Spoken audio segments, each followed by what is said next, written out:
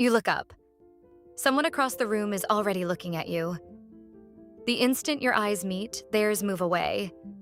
And in less than a second, a missing explanation becomes a verdict. Maybe they were attracted. Maybe they judged you. Maybe you looked awkward. Maybe you were not worth a second look. Notice what just happened.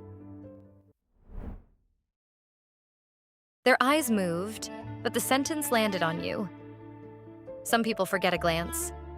Others replay it on the way home, trying to decide what it said about them. If the second person sounds familiar, this is for you.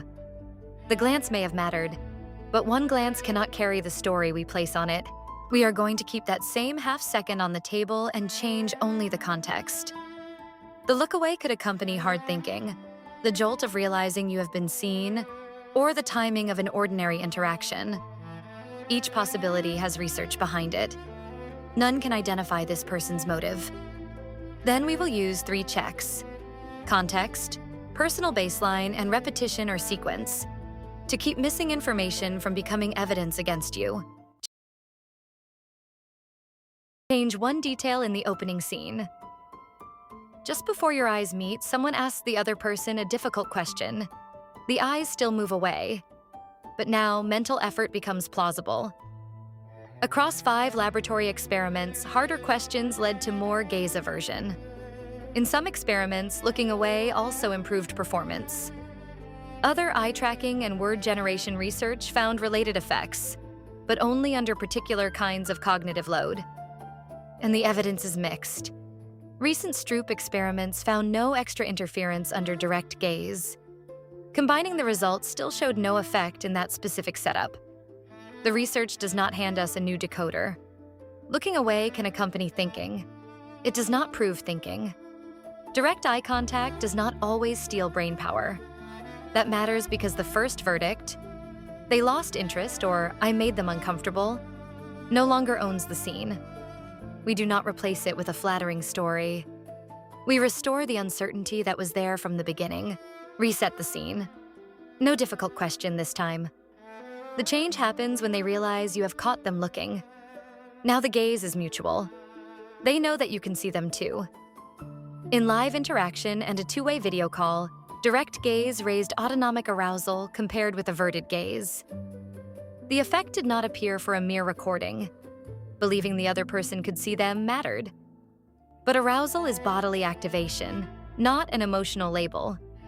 It cannot tell us whether the person feels attraction, discomfort, surprise, fear, or simple self-consciousness. The quick look away could be a response to sudden mutual awareness.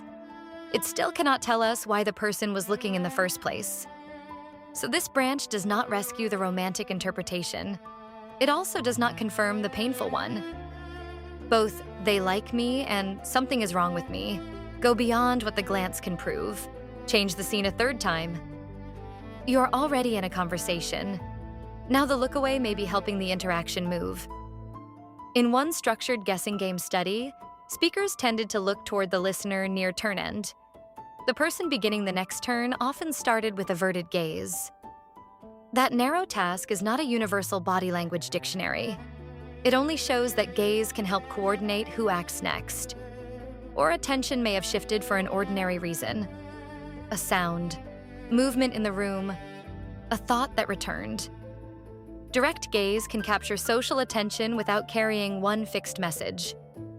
A ringing phone captures attention, but it does not tell you who is calling. Gaze has the same problem. Even the familiar claim that looking away exposes a liar does not hold up.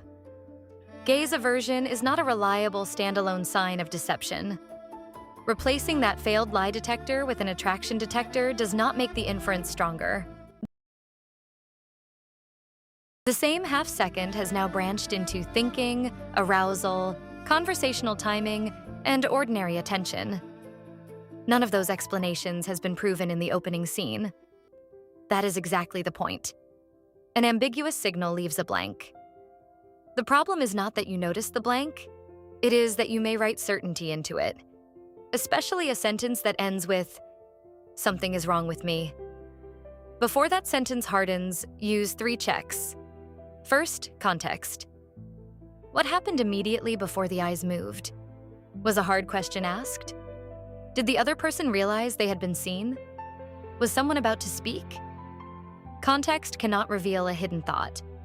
It can only make some explanations more plausible and others less plausible. If the context is missing, keep the conclusion small. Second, personal baseline. How does this person usually use eye contact in a comparable setting? There is no universal percentage that separates interest from discomfort, honesty from deception, or confidence from anxiety. Culture, familiarity, setting, power, and individual differences can all change gaze behavior. On a first encounter, you do not have a baseline yet. Third, repetition and sequence. One glance is a point. A pattern needs more than one point. Do they look again? Do they re-engage? Does the gaze become part of a conversation or a repeated interaction? Later behavior adds evidence. It still does not grant access to a private motive. Keep observation and inference in separate sentences. They looked, our eyes met. They looked away, is an observation. They were interested, or they judged me, is an inference. The second may become plausible later. It is not automatically a fact. This is not a validated scale, and it does not ask you to distrust your perception. It asks one observation to stop doing the work of an entire story. That is why this is worth remembering. Missing information is not evidence about your worth. You caught them looking. The moment may have mattered. But one glance gives you a moment, not a motive. The next time a small social signal follows you home, name only what happened. Then check context, baseline, and what happens next. If those pieces are missing, leave the story unfinished. You owe neither every glance a meaning nor yourself a verdict. Uncertainty is not failure. Sometimes it is the most accurate understanding available. If you know someone who replays moments like this, send them this sentence. One glance is a moment, not a motive. For more careful explanations of the hidden patterns behind everyday behavior, subscribe to The Fifth Pattern.